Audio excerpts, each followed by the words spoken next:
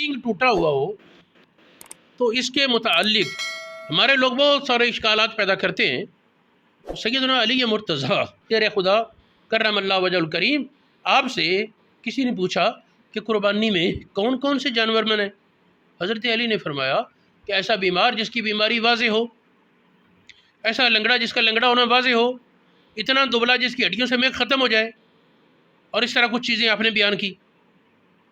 وہ کہنے لگا جی سینگ ٹوٹا ہوا ہو. آپ نے فرمایا اس کا حرج نہیں. آگے چلتے ہوئے فرمایا ماں کرے تھا فدا، جو تمہیں اچھا نہیں لگتا وہ نہ کر، تو نہ کر. ولا تو حرم ولا احد، دوسروں پر حرام نہ کر. سینگ ٹوٹنے کے مسئلے میں آپ نے فرمایا تمہیں اچھا نہیں لگتا نہ کرو وہ قربانی، لیکن دوسروں پر منع نہ کرو. ہاں سینگ ٹوٹا ہے، اگر اس کی گلی اوپر کا کھول ٹوٹا اور زخم کوئی نہیں، پھر تو کوئی شک ہی کوئی نہیں جائز ہونے میں.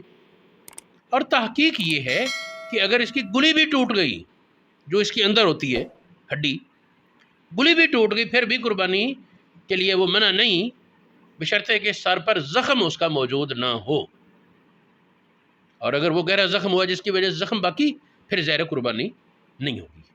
اس مسئلہ میں یہ حدیث جو ذکر کی حضرت علی والی، یہ سنن ابو داؤد شریف حدیث نمبر 2802، جامع ترمذی حدیث نمبر 1497، سنن ابن ماجہ حدیث نمبر 3144، مسند احمد بن حنبل حدیث نمبر 18510.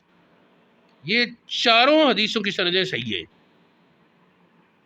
چار حوالے اور چاروں سندیں صحیح ہیں. پھر حضرت جدی فقیہ اعظم پاکستان مولانا نور اللہ نعیمی علیہ الرحمہ نے یہ کرن کے مسئلے میں، سینگ کے مسئلے میں، یہ فتاوی نوریہ کے 3 جلد میں ایک بڑا تفصیلی تحقیقی فتویٰ بیان کیا جو دیکھنے سے تعلق رکھتا ہے، اور بہت سے اشتباہات وہ دور ہو جاتے ہیں. ہاں یہ صفحہ 470 سے یہ فتویٰ شروع ہوتا ہے. یہ ٹوٹے سینگ والے کے جواز پر سیدنا علی مرتضیٰ، حضرت براء بن عازب اور عمار بن یاسر رضی اللہ تعالی عنہم سے اس کے جواز کا فتویٰ ثابت ہے. یہ فتاوی نوریہ کے 3 جلد کا صفحہ 470 اس سے لے کر 482 صفحے تک یہ صراحت موجود ہے. یہ فتویٰ تفصیل سے موجود ہے، 470 سے 482 صفحے تک 12 صفحات میں پھیلا ہوا اور بڑا تحقیقی تفصیلی فتویٰ ہے.